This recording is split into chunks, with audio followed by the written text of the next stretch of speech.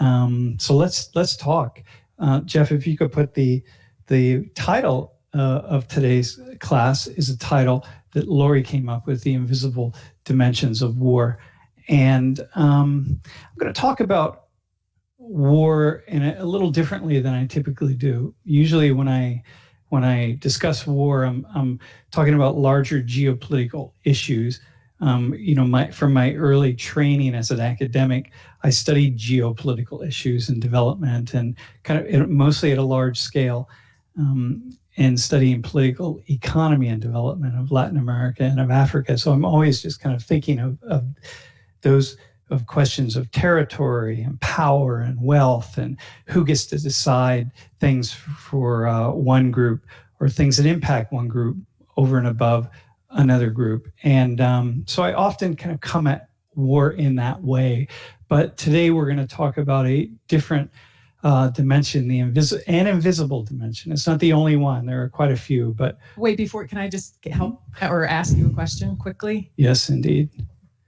Because I would suggest that some of the things that you talk about, the normal way you talk about war, are also invisible. Most of us who aren't, spending our lives thinking about those kinds of things and thinking about who makes the decisions that impact the lives of other people. So many other interests that are involved in war. And I don't know if you have the time, but I thought it might be nice for you just to point a little more towards what are the things you're usually...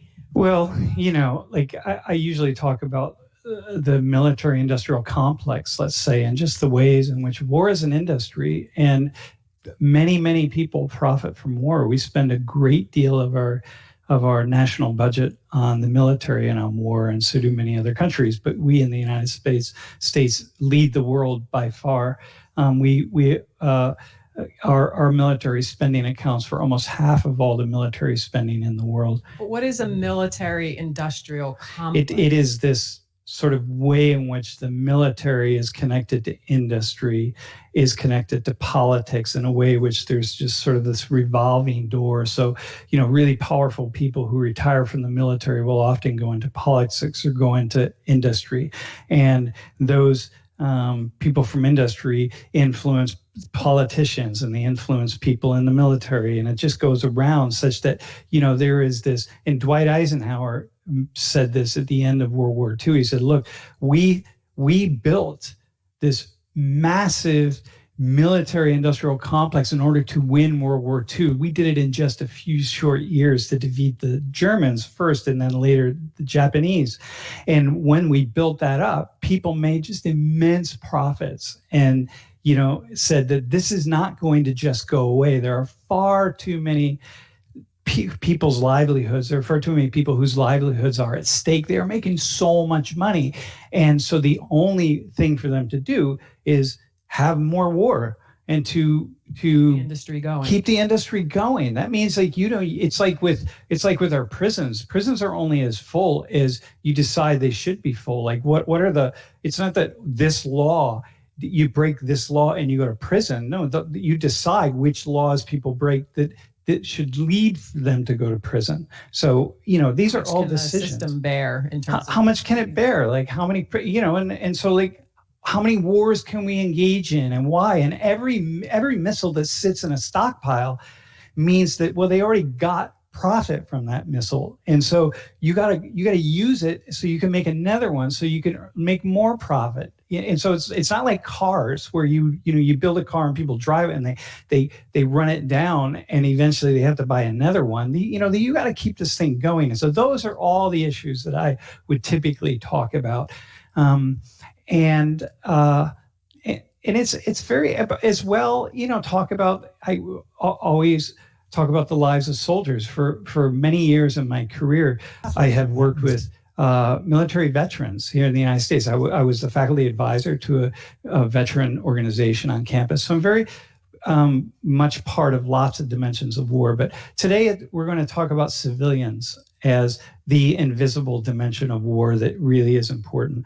And people who are living through a war, and what does that mean, and what happens to people? How do you do it? And early on in my life, in my work in Latin America, because when I came of age as a, kind of as an, as a student and then as an academic and doing my research, I spent a lot of time in Latin America, and I was thinking about war and studying war, but I was actually I was experiencing war. I mean, talking to people who were experiencing war, and, being in Central America during the wars of Central America. So having direct relationship with the consequences of war. And so I have always been thinking about these issues, but these issues of civilians, and the sociological question is like, how do people get on in war day to day? What happens? What goes on? Like, how do people get their food, and how do you sleep, and how do you find a sense of security, and where do you go, and what happens when you're sitting somewhere and you hear bombing, somewhere else, right? In the distance, like, what are you thinking? How are you engaged? What about the supply chains? And, like, to a degree right now, because of with the COVID-19, I look out my window and everything looks kind of normal. It looks like it always does, but there's something going on that's really strange, and there's an unease in the air, and so some of the things that I'm thinking about, right? Well, how it seems so normal, but it's not normal, right? And so so what got you, before you jump in, what got you to think about, because we're all taught about war, right? But we think of like battles and moments and who won. Yeah, exactly. And how is it that you? I think because I had experiences talking to people directly who experienced war. So one of my very first experiences, I mentioned this in class, I think several weeks ago, was an old woman sitting on her porch in Nicaragua, whose the front of her house had been blown off or blown open by a tank in the war in Nicaragua that we were funding and part of, and so on.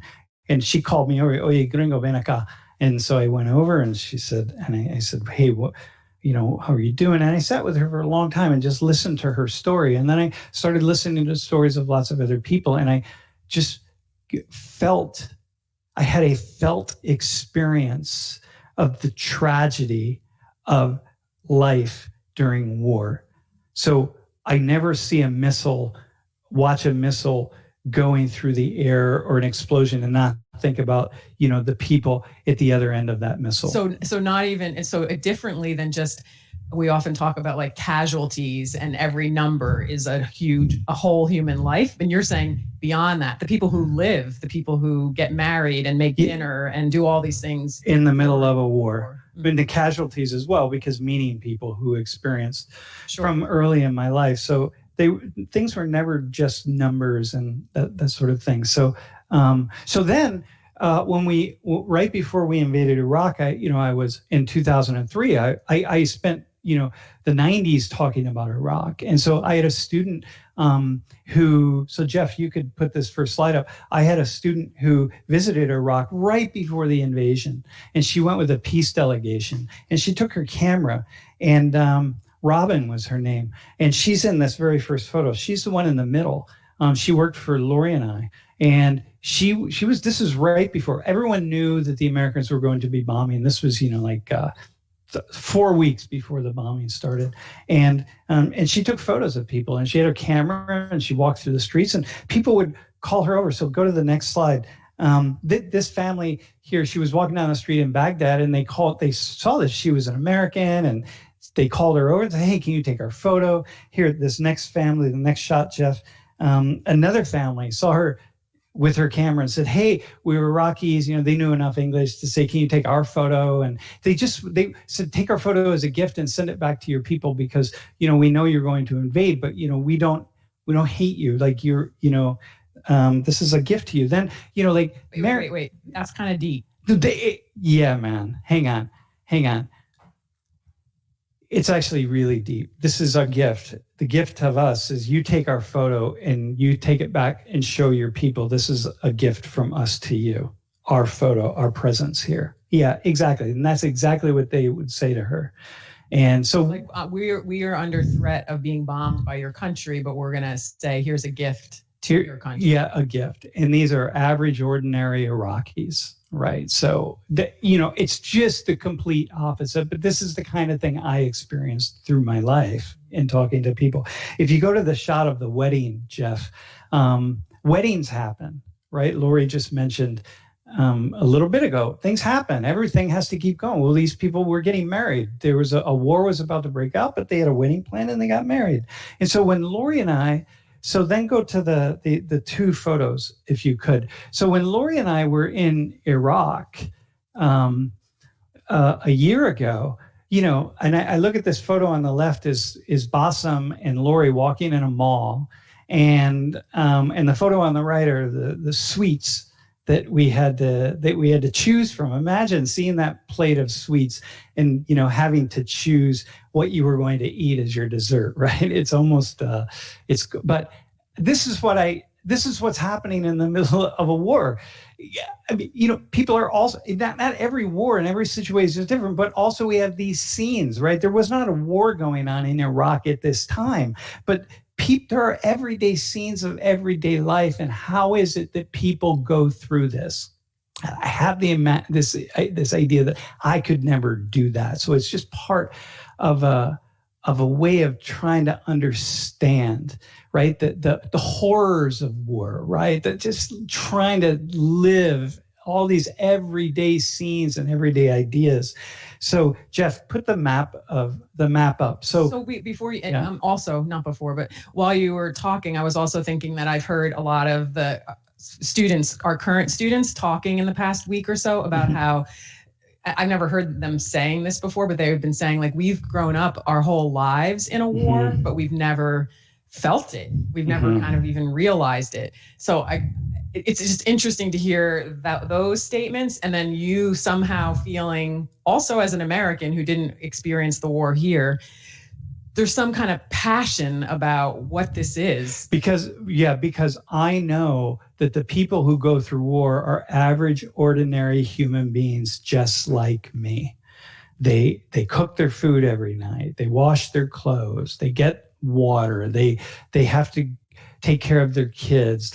All the things that I'm doing, that we're doing, that people are doing that during a war, except the most extreme situations when it's just impossible to do. And so it's not this othering of people. These are normal, average human beings, and that makes war real. It really makes it real. And it doesn't make it easy for me just we should go bomb them. It's like, no, this is real. But it also makes it that it could happen to anybody. And it can happen. Why it's not happening. It can happen to anybody. And that's all.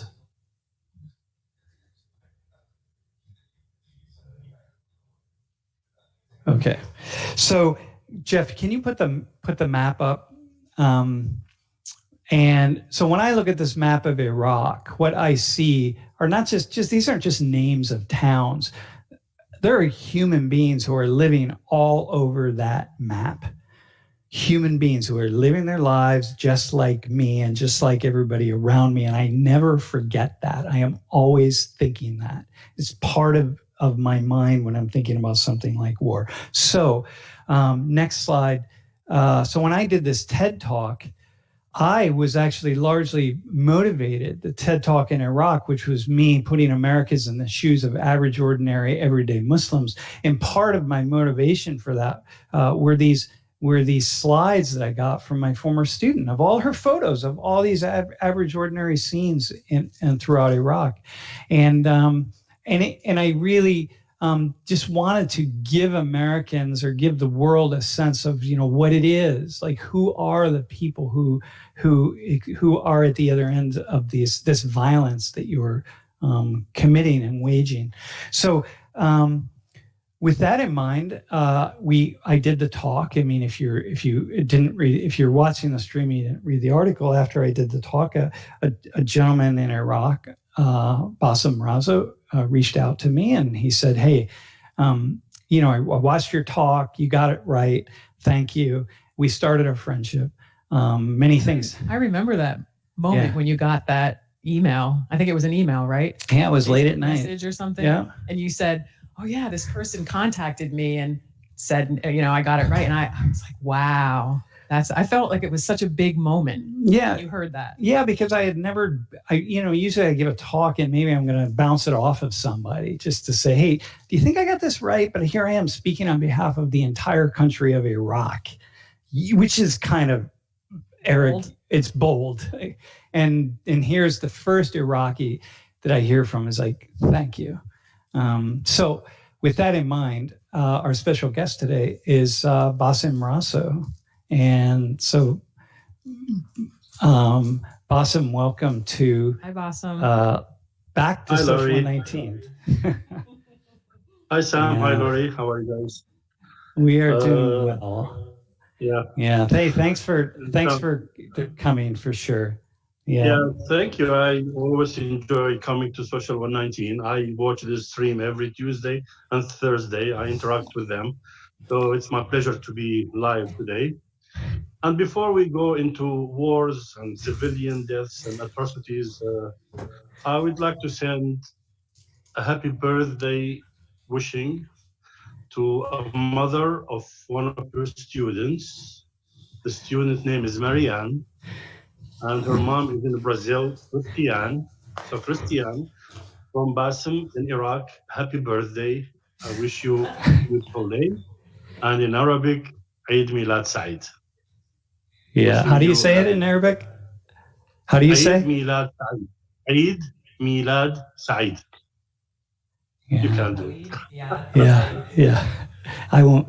Hey, listen, thank you for, hey, thanks for the greeting, by the way. That's very nice. That's very kind of you. Hey, so tell me I think Lori had a question, right? That you were thinking of. Well, I just have to say, Bassem, that like when Sam tells the story of how the two of you, how you first contacted him, and then I have you come on screen and I see your face and I see this dear friend. The fact that you've become a dear friend since that time is such a pleasure. So I can't just not say that.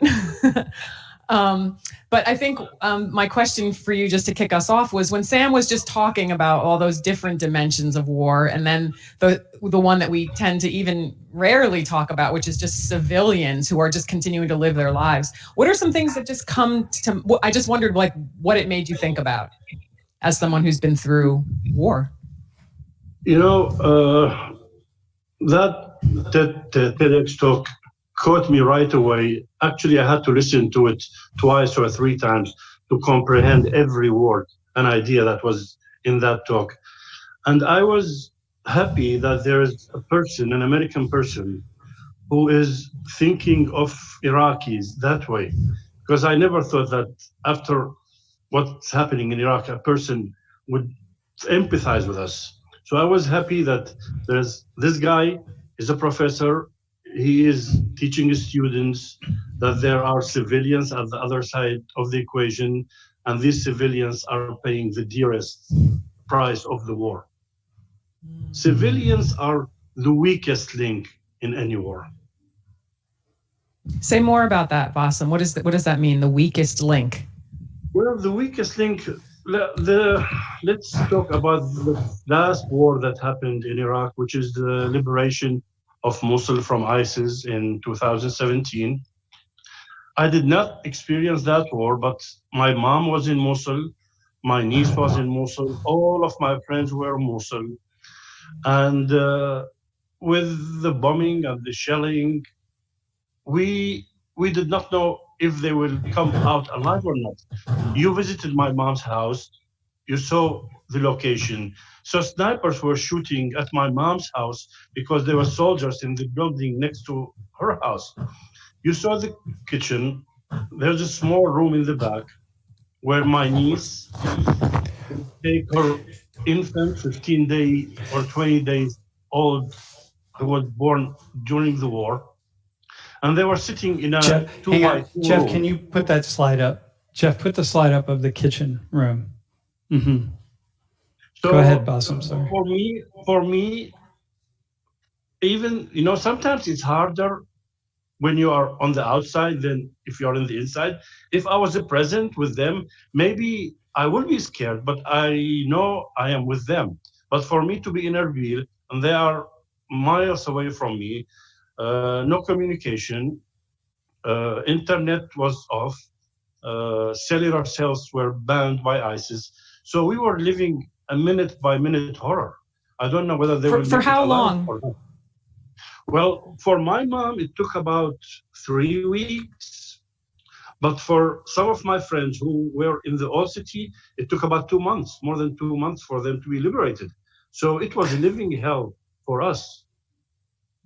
So in that room off the kitchen, how long did they have to stay in that room just to?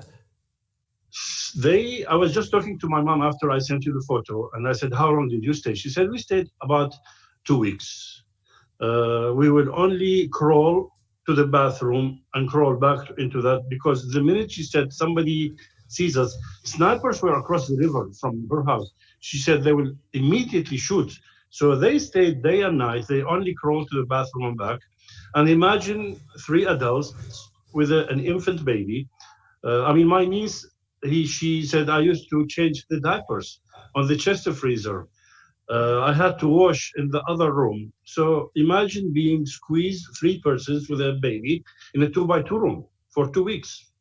Dude, it's unbelievable. Yeah, and at night they sleep there too. And I thought originally it was for 1 month, but either it doesn't matter. It's just so, wow.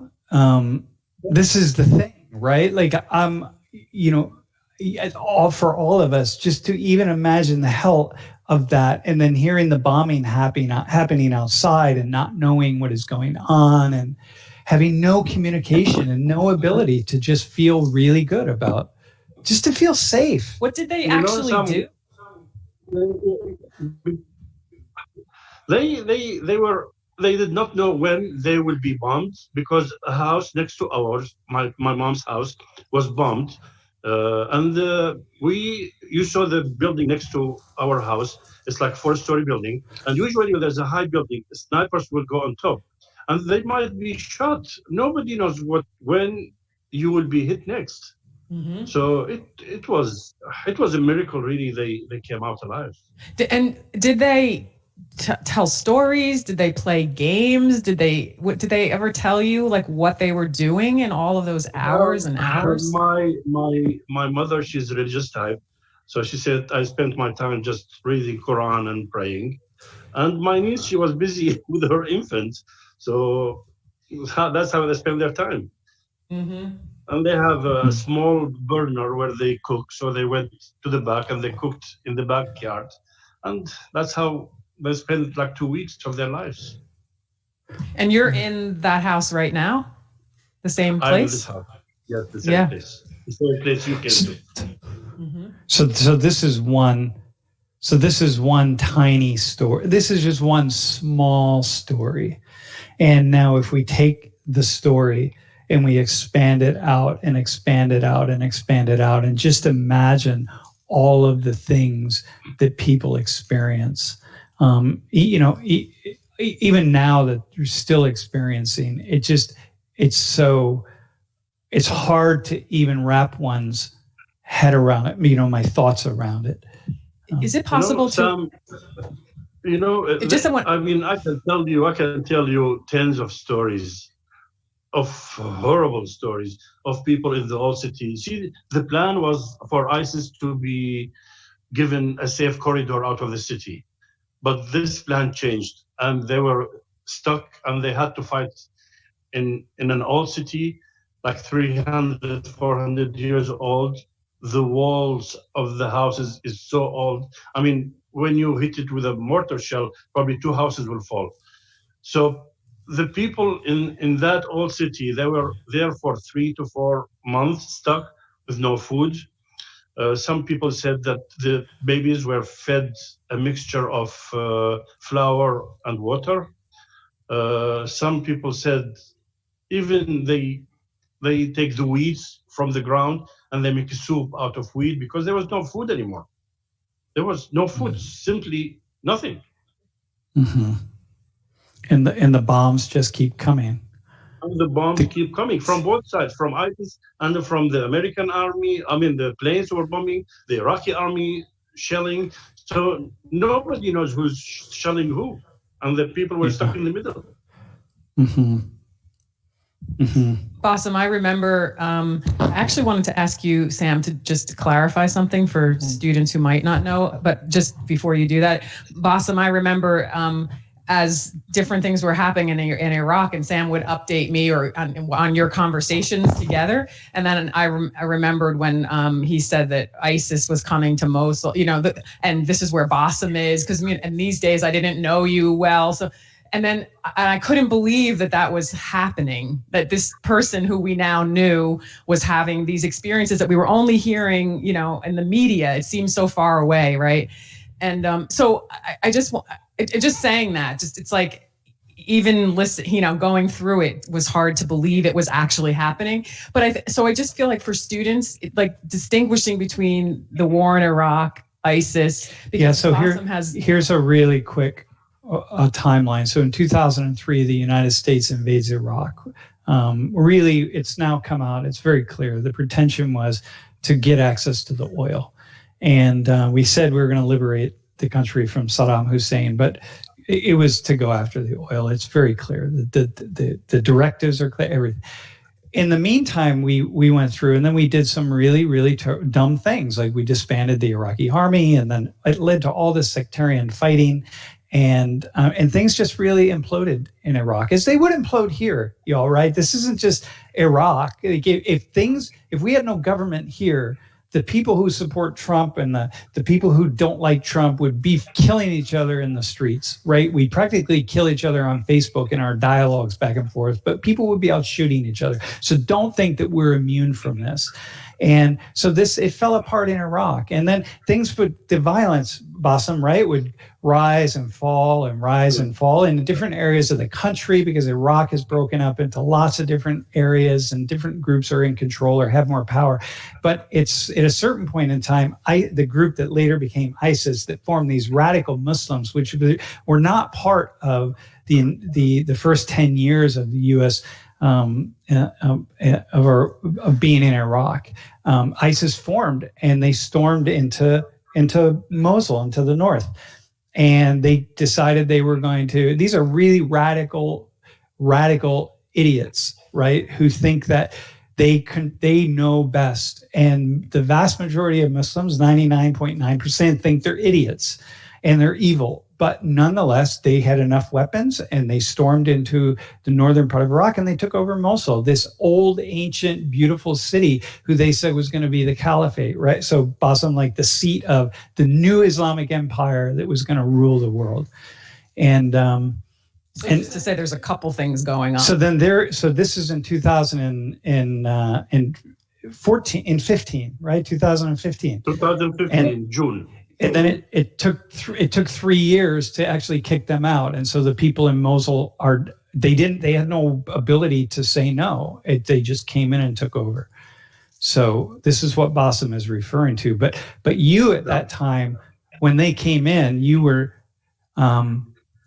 you were there. Okay. So did you have another question? It depends on where you wanted to go with Bassem's his story, because there's so many different dimensions. Well, Bassem, what else when you hear about,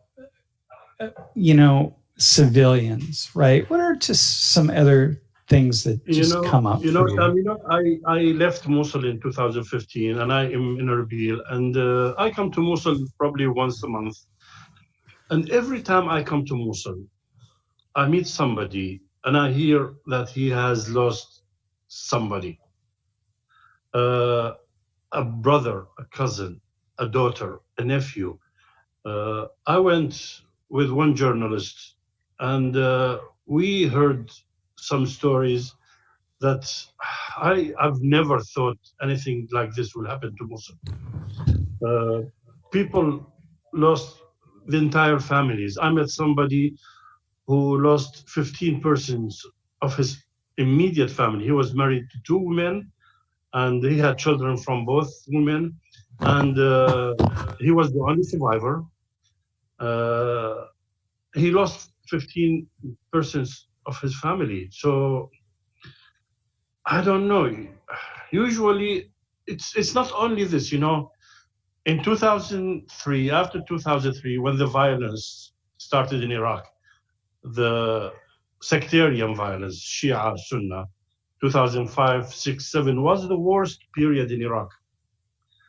People were killed because their names was from a different sect of Islam. And sometimes civilians are killed not from direct bombing. You might be walking down the street, an IED explodes on an American Humvee or an Iraqi Humvee, and then you just happen to be in that location at that time, and you're killed. Sometimes there's a mass shooting. You are caught in the middle between two parties who are shooting each other, and you are caught in the middle, and you get killed.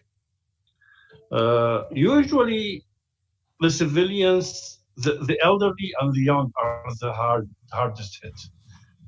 There are so many people who lost. I mean, not only in Iraq. We have wars in Iraq, Syria, Yemen, Afghanistan, and hundreds of thousands of civilians lost their lives. And so many are uncounted. Nobody knows anything about them. I would say probably less than 40% are counted, and the rest, nobody knows nothing about them. There are some areas in the old city of Mosul still under rubble, and people believe that there are civilians still buried over there. So nobody knows the exact count. Nobody. Mm. It's so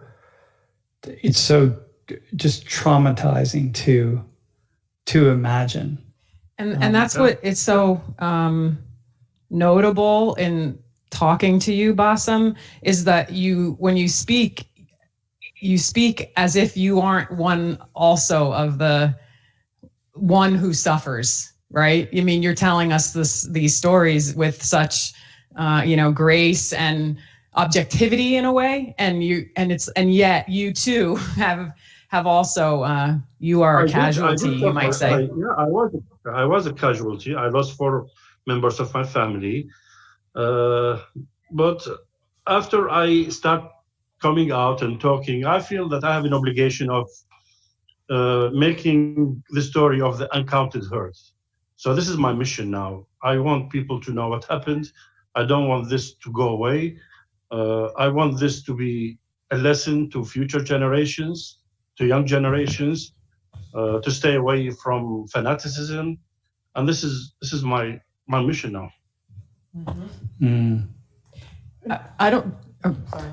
Well, I'm thinking about how you lived in the United States. You've lived among us Americans. You have a very positive perspective of Americans because you have many American friends, and I think of everyone who I know who's ever lived in the Middle East or traveled a great deal in the Middle East, who has very positive experiences of people in the Middle East.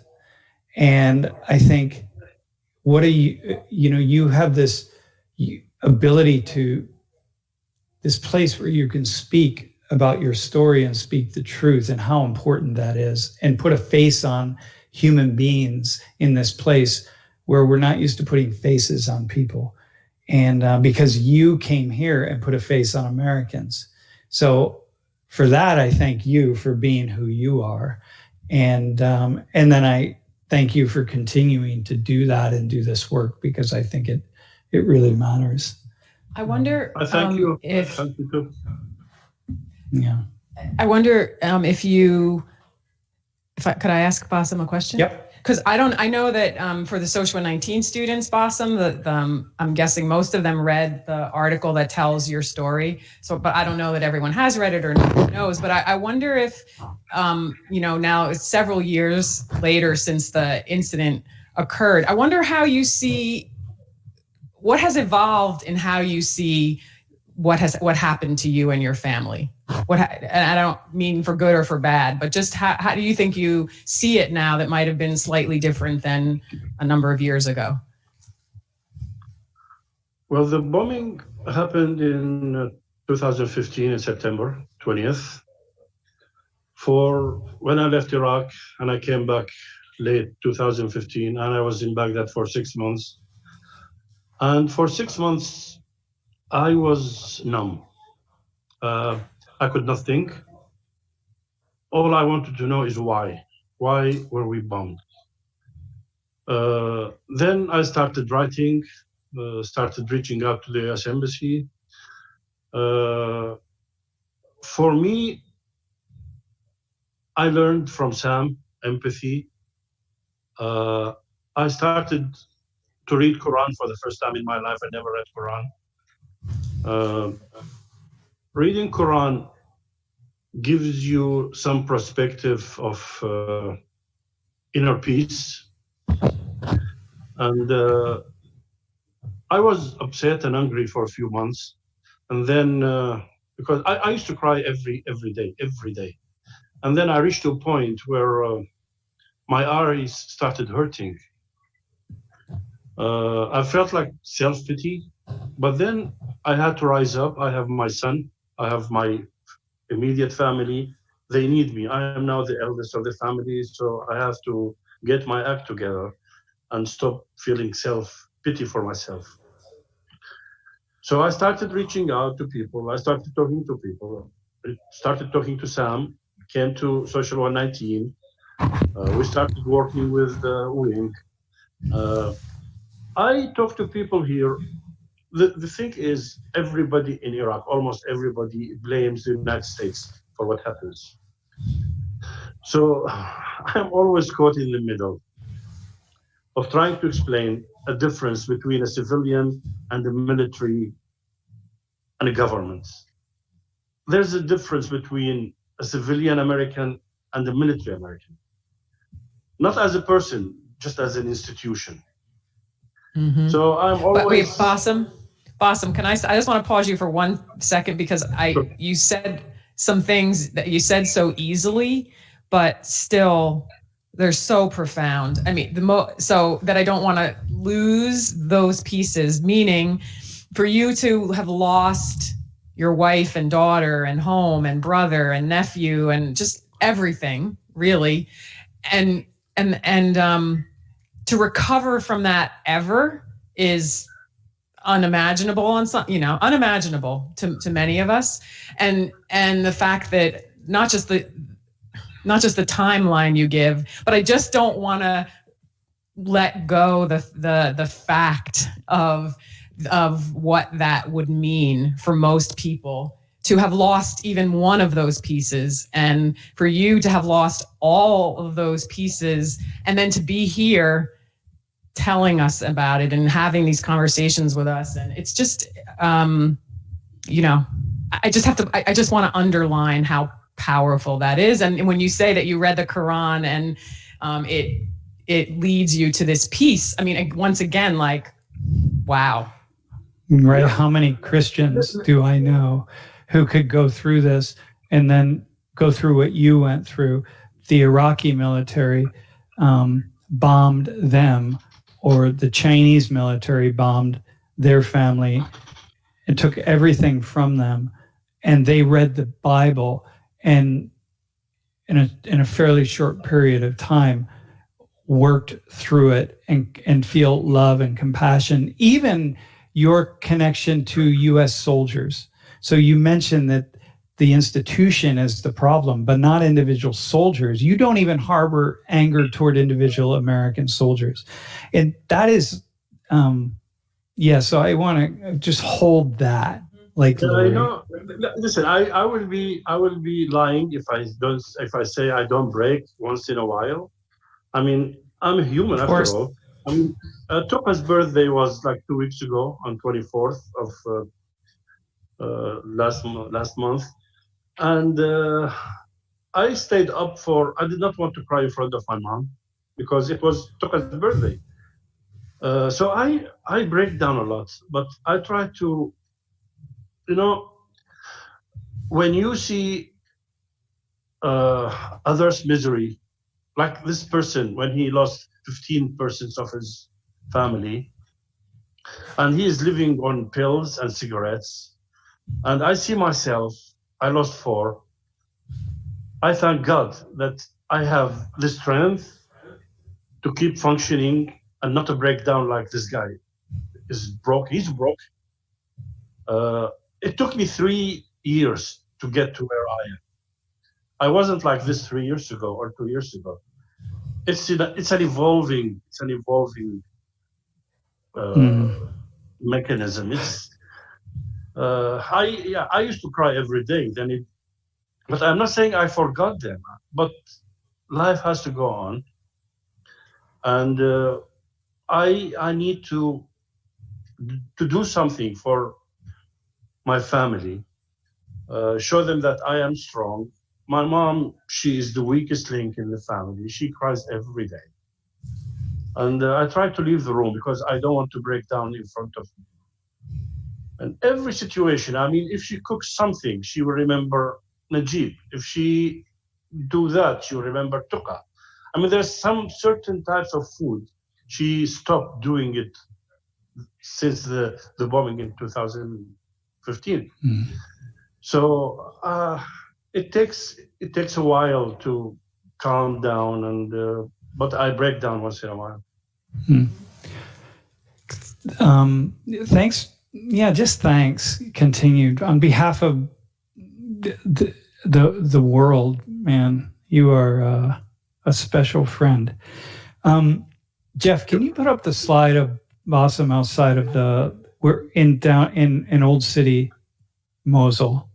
This is the slide of you in front of the photo of you in front of your family's pharmacy. Yeah, this is the front of my father's pharmacy. Your father's pharmacy, yeah. How is that? So now Mosul, like we see the destruction of a city, and we see a destruction of this whole place and all these people, and here you are standing in the middle of this place that meant nothing but joy and connection and happiness, and it's part of one of the greatest cities in the world, one of the oldest, most important cities in the world. And here it is, and there you are, standing in this. Can you just go to that? Wow. Can you just go there for a second? This photo was the first time I went to that location. And now this street is almost, all the debris has been lifted, all the demolished buildings have been lifted. So it's just a ground. But this was my first time to go back to that location. I stood in front of my pharmacy and my dad's pharmacy. My father started his pharmacy in 1958, and it has been in that location since. So the minute I stopped in front of his pharmacy, all I remember was him, my father, how we used to go in and how I used to pick him up in the afternoon. I always try to bring good memories of the situation, because there is no sense of just remembering the bad. What happened is beyond my control, beyond anybody's control. So now I'm thinking of reopening my father's pharmacy on his wishes to be reopened. And they will say, this is Najib's pharmacy. Najib is my dad. So they will say it's open. And I'm thinking of reopening it again, even though economically it's not a feasible solution. But I do want to reopen it again. That would be. It's a matter of I want to say we are here and we were not defeated, and we will keep going. Yeah, I would love to see that and connect with that. And maybe there's somebody out there on the stream who's in the business of pharmaceuticals would love to. There needs to be a pharmacy in the old city of Mosul. Hey, I want to. There's no pharmacies open. Yeah, we know it needs. Hey, Hey, I want think to this just would put actually, something. I think this would actually be a really good time to go through the pictures.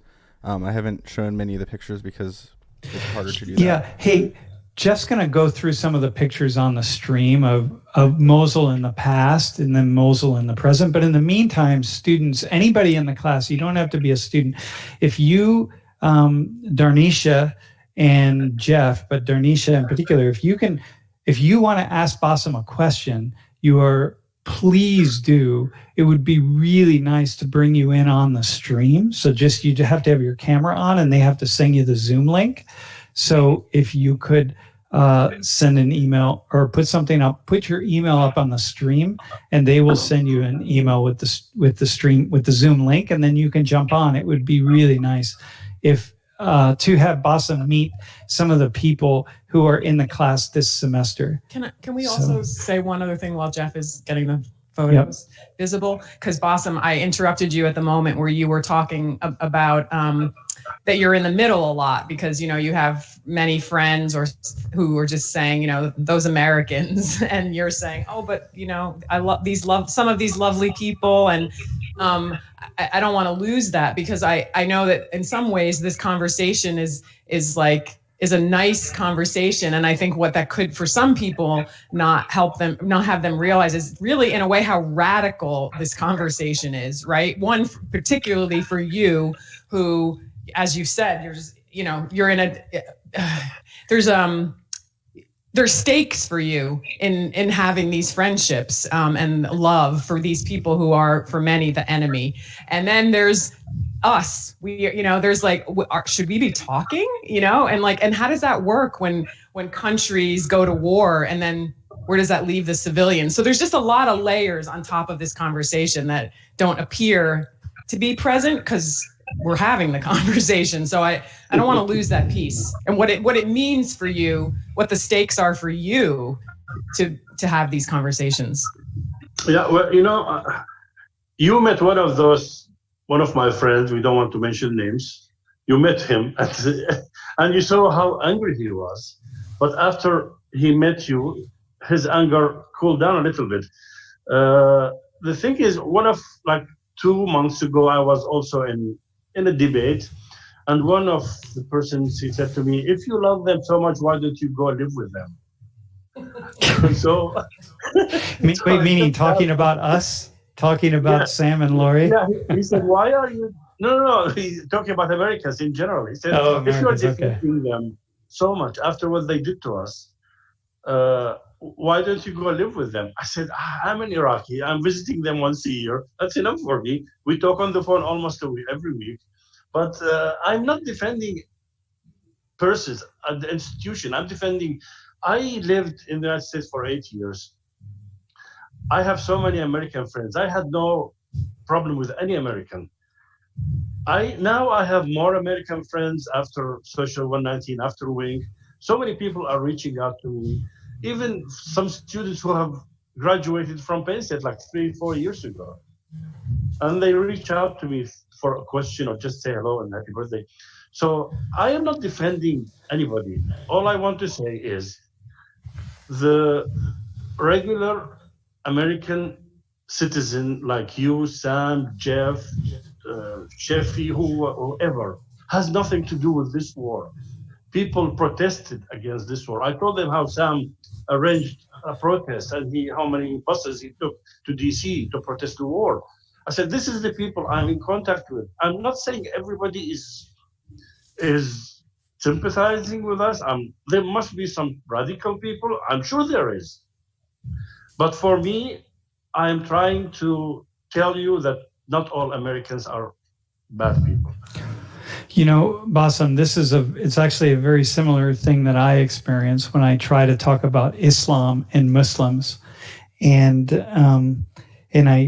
people talk about ISIS and Muslims as though they say Muslim and radical are the same. It's the same. The two words have to go together. Radical Muslim, Muslim radical. And I say, listen, I've been involved in Islam and working with Muslims and traveled, I don't know how many countless times to the Middle East and to Muslim countries. I've never met a person with a radical idea. And I've never met anyone who met somebody. Only one person, our colleague Rafi, it was his job to interrogate a man who was radical and intending to be a suicide bomber in Afghanistan. One time, and after about a 15-minute conversation, the person changed their mind. But there are radical Christians who really support bombing and killing people all over the world, and who do actually. And there are some radical Muslims, some radical Christians, and radical Muslims, but the vast majority are not that at all. And so the person you were talking about as an example, who, when Lori and I first, we met him, and he then, left, we had coffee, and then he left. And the next day he called you and said, I need to meet them again, because, and what he wanted to do was apologize to us for having bad thoughts about us. And I think of all human beings who should be able to have bad thoughts about us, it would be this person that we're talking about. He's allowed to have bad thoughts about the two Americans, right? But he needed to come and apologize.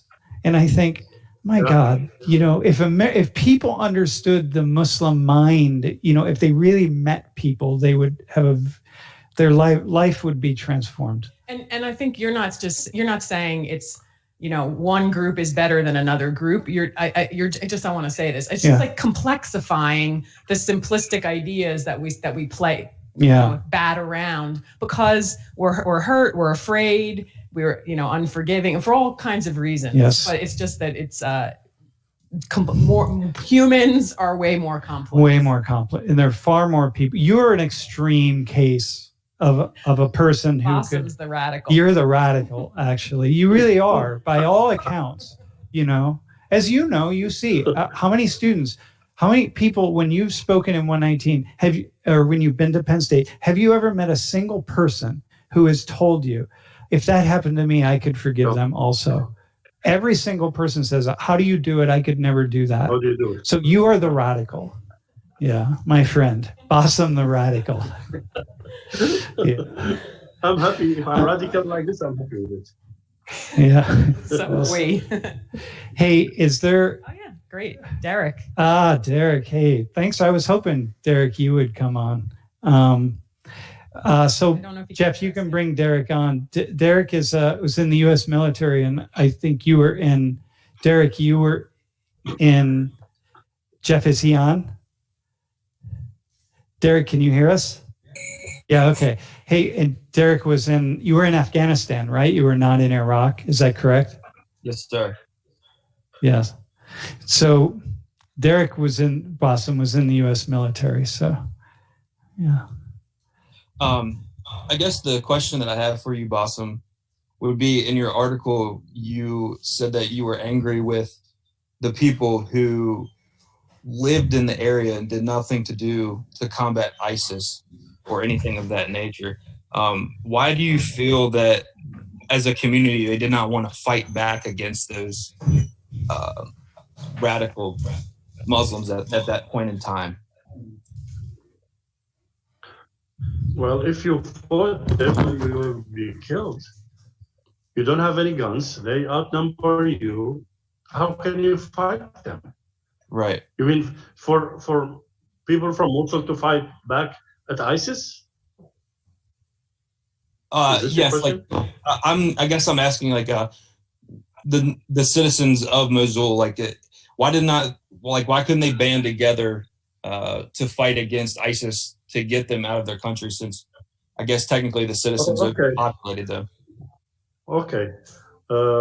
Mosul had 3 army brigades. It had 2 brigades of police force, total number of 50,000. They laid down their arms and they left the city. Mosul is known to be a civilian culture. We don't have any guns. Nobody owns a gun. It's not like a tribal area outside of the city where everybody is armed. I don't have a gun. We never owned a gun. So how can you fight a heavily armed people who are so fanatic, so bloodthirsty, how can you fight them? Right. I understand what you're saying. I guess like I was just thinking of like at a point where you would get tired of being ran by those individuals and you would just want to somehow overthrow them to show that you don't want to be a part of this and to get them out of your city faster. You know, the outcome of they were so violent. They were so violent for a small act. They will be so violent. They will make you so afraid of them that you would never think of doing anything. They were so violent. Right. Bassem, what about?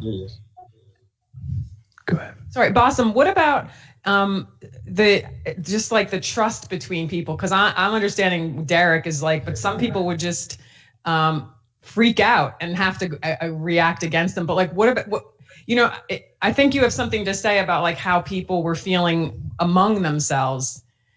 People from Mosul, like who could they trust, kind of thing.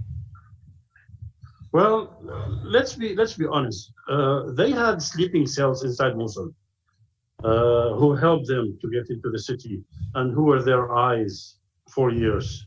So these people, when ISIS entered, in a day or two, I can see them in the street. They were shop owners. They were like people who worked on small places. And then the next day they were wearing Afghani and they were ISIS members.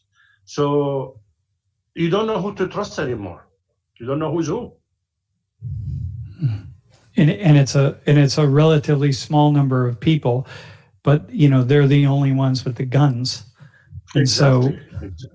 I think that's one of the things people have the idea, especially Americans, that Derek is a little different for you because having been in the military, so a little bit more at least about Afghanistan, but civilians don't own guns in the places where we have dialogues, in Colombia, in Afghanistan, in Iraq. You just can't own a gun. And here in the United States, we all own guns. I mean, not all of us, but there are so many guns that nobody could invade us without having people fighting. Can I ask a quick question to Derek? Yep. Derek, so I'm just curious what you think, from having asked that question and hearing Bassem's response, what does it make you think, just given what you know? It makes me understand things that happened a lot more in depth than what I was used to. I would go, in Afghanistan, it's definitely way different than in Mosul and Iraq. And, it's way more mountainous there. And it just brings to light like a lot of the things that I didn't understand as a young soldier that are now brought to life. You kind of understand a better glimpse of what's going on, and you gain more of a sense of respect for the people who are in their countries that are trying to do something about it, but are so they don't have the power to do such things. And it's just hard to see the fight that's still going on with those individuals. Yeah, interesting. Thanks for saying that. Thank you for having me. Thank you. Yeah, thanks for calling in. Hey, so Jeff, we have another, or Bassem, you can't see on the screen, but we have another student who's... Omar? I have Omar, yeah. Omar Barakat. Yeah. Assalamu alaikum, Bassem. How are you doing? Alaikum assalam, Omar. I just wanted to just ask, so I'm from Egypt, and even though I didn't live through a war, I went through a revolution. With that comes a lot of the same symptoms. And one thing that I noticed here in the US when I came to study here is that no matter how much I talk about my experiences and the things that happen, it's very, very difficult to get people to put themselves in your shoes because it's such a different experience. So how do you go about trying to explain your experiences and make people in the US empathize with what you're doing if they haven't been to these places and they haven't seen the Middle East and Muslims and all these different experiences? The people I am in contact with are usually young students in Sam's class, and Sam is always telling them about what's outside of the United States. I lived in the United States for 8 years, and I noticed that many Americans, they know nothing about the outside. They know nothing about the state, probably 2 states out of where they are. So it's understandable that they don't know nothing about it. But if you talk and explain, they will listen to you. This is my experience from what I'm encountering from students from SOS 119 and Wink. We just talk, and they are thirsty for information. So just give them what you have, and they will be understanding what you have and where you're coming from. Mm-hmm. Yeah. Can I ask Omar what is like what are you trying? Do you wish you could explain? Or Yeah, far? I think it's super important that for the other side, or for just people involved in a conflict or involved with a country as strong as the U.S. to understand the magnitude of impact that a country like the U.S. can have. And if you have ongoing wars, invasions and the such, and then that are still ongoing, and then you talk to people and they have no idea what's going on, what are the impacts, I think it has a very destructive tendency. And so it's my goal that when I do talk to people, that I can give them some light as to what that impact looks like. So it's not like, oh, we're in the Middle East, because there's a lot of nuance there, and there's a lot of depth that needs to be explored. Right. So one of the things that I often talk about, and Jeff, hey, I want you to get that photo of Bassem in Michigan when he was a young lad. If you could just get that ready. Don't put it up yet. But one of the things that I often talk about is why this is particularly. First off, I want to just say something. When we travel to other places in the world, most people in the world don't know much about other countries either. So it's not like this. We have the idea that, Americans really don't know anything. Well, most people around the world don't know a lot. Yeah, certainly about geography or about other countries or about even the other side of their own country. So that's really, there's this, that I think is really important to say. But a lot of people have to reckon with the empire of the United States. But they reckon with the empire. We are the empire right now. We won't be, forever, but we are right now. And so we are responsible for almost half of the world's spending on military weapons. And not only that, but we're responsible for, on average, over the past 20 years, because I've been tracking it and I talk about it, the arms transfer, meaning the production of weaponry and then selling it to other countries. We're responsible for about half of all the arms that get sold from one country to another, meaning from the United States around the world. And of those arms transfers, more than half of them over the past 20 years are to non-democratic countries. And so, including Egypt, right? And so we're not just selling weapons to democratic countries and places where people are treated really well. We're selling weapons to countries that are using these weapons against their people and against other people. And so that, I feel, is really important for me as a human being to point out to my students again and again and again, those kinds of things. And that's why it's important. But you were saying something about Bassem, the young lad? Oh, so this is a photo. Bassem, you mentioned the second time being in Michigan. And Jeff, I just want you to put that photo up of Bassem and Mayada when they were married and living in Michigan. I think you're sitting on the floor watching television or having a conversation and eating pizza or something. What year was that? Yeah, That was 84 or 85. Yeah. And this is Bassem. So it's, for those who don't know, this is Bassem's wife, who died in the bombing 5 years ago. So who was killed, actually. So yeah, such a great shot. Yeah, it's really a beautiful shot. Look at you, Bassem. You were handsome, Bassem, but she was much more beautiful than you were handsome. I have to say, my friend. Yeah, same story. And I. Hey, Omar. Thanks for your question. Yeah, thanks for coming on. Thank you, Omar. Shukran. Hey, so we, Jeff, we have another guest. So, Isatu. Hi. Hi, how are you? There. Hello, everybody. Oh yeah, I just wanted to say how incredibly resilient and empathetic it is to come from such a tragedy and to turn that into advocacy and turn that into wanting to spread knowledge about the circumstances and everything that is happening in Iraq. And my question was basically about, I remember you mentioning a little bit before that it took you 3 years to get to this point. So was there a specific moment or a specific thought that came to you that kind of sparked this want for advocacy? That's a really nice question. No one has ever asked you that question in my presence. Yeah, a few months before my first visit to the United States, 2 years ago, because I knew I would be coming to the United States. I would be meeting a lot of people. I met congressmen. I went to so many places, and in control of my feelings, my thoughts. I did not want to be emotional when I talk. So I practiced like 6 months before I traveled my first time to the United States to be calm and collected when I talk about what's happening to me. Wow. Yeah. And doing that allowed you somehow to come to a different place of acceptance? Yeah. Wow. Wow. But was there a moment before that? If I were, is it Isatu? Isatu.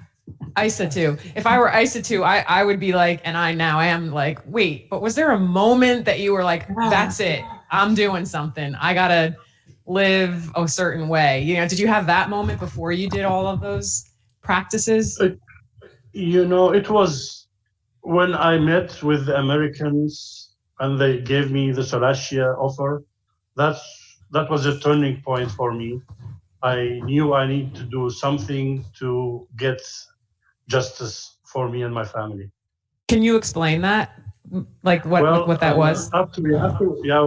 In 2016, I filed a case with the American Embassy, and then it was picked up by the journalists. And we kept going until I received an email that they wanted to meet me. And they met me in an air base in Erbil, the two American lawyers from the Department of Defense. And they made me an offer of $15,000 for the killing of my wife and my daughter. When they made that offer, I was furious, but I just kept calm. I did not want to lose my nerves with them. So I just sat down for like 2 minutes. I took 2 deep breaths, and with a smiling face, I said, I'm sorry, but I cannot take your offer. I'm rejecting it because I think that's an insult to me. At that point, I knew that I had to do something and push harder and harder to get justice for what's happening to me. Yeah, that's incredible. Isatu, what does that say to you? It's like, because my family, a couple of years back, my mother lost her mother and her father and her brother in 3 consecutive years. And it took her forever to, because the number one question that you're asking is why? Why is this happening to me? Why is this happening to my family?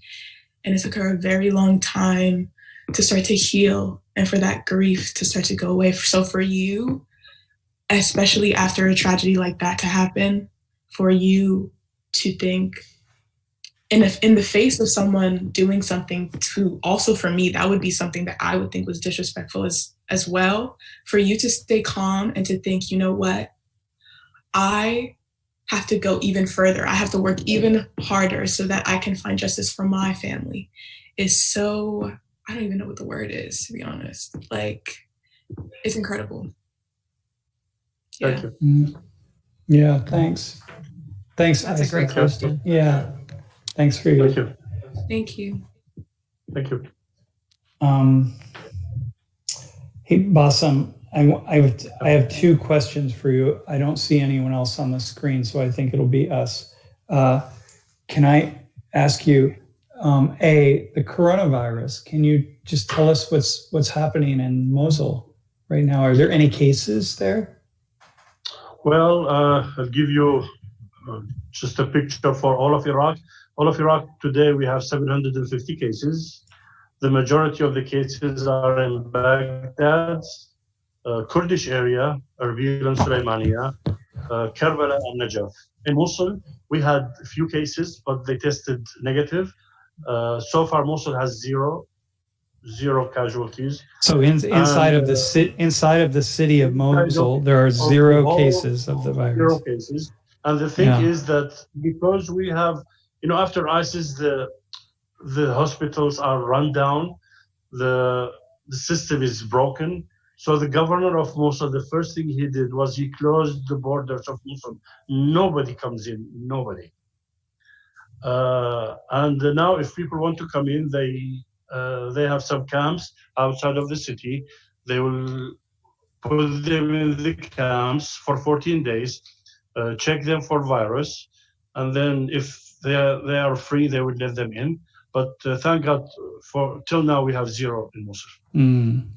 That's amazing, actually. Yeah. That of all the places, we cannot afford to have any cases. I mean, Mosul hospitals are in a mess. People are donating. I mean, the thermometers that you check the temperature when you put it on your forehead. People from Mosul, they donated. They're donating masks. They are donating ventilators. They're donating gowns. Everything is donations. Government is doing nothing. Hey, I have a final question, and then maybe you also would maybe trump my question, but Bassem, and I know that just from where you stand today,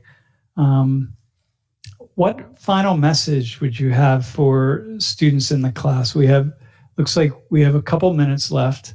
Can I just add a caveat to it? Yep. With the idea that Bassem, even though we're in just a lot of people say the beginning of this, many of us for the first time are feeling the clamp down of forces bigger than ourselves because we're all in our houses too, right? Or whatever, we're all experiencing this pandemic. Yeah. And so knowing that there's like a slightly different mindset that is going to receive what you're about to say, and a danger, right? There's something out there that we're all a threat that we're afraid of. Yeah, it's a funny thing that a small virus shut down the whole world. I mean, the whole globe is in shutdown. Nobody's leaving. I went out today for some shopping. The streets, somebody picked me up. He has some permission to drive, and I looked and everybody's shut. People are becoming more aware that we need to stand together. I mean, today, Germany is offering to help Italy. Russia an airplane came to the United States with some support. China is sending some doctors to Iraq. I mean, everybody is standing with everybody. I just hope, and my wish is for our leaders to learn something from this problem, and maybe they can do something good for the future. You think they will? I don't know. I wish. Yeah. I did an interview the other day with Turkish a television channel in Turkey, and that was my statement, that I actually feel optimistic that this is going to turn positive, that we will learn from it. So hey, there was one question in the chat that we should answer to end today's class, and it was why do you think many Americans and other people around the world don't pay attention to issues like war, and what leads people to be this way? So one of the questions in the chat, Bassem, is why do you think so many people don't pay attention to war and these kinds of issues, and what leads us to be that way? And I have my answer. No, go ahead, give us your answer.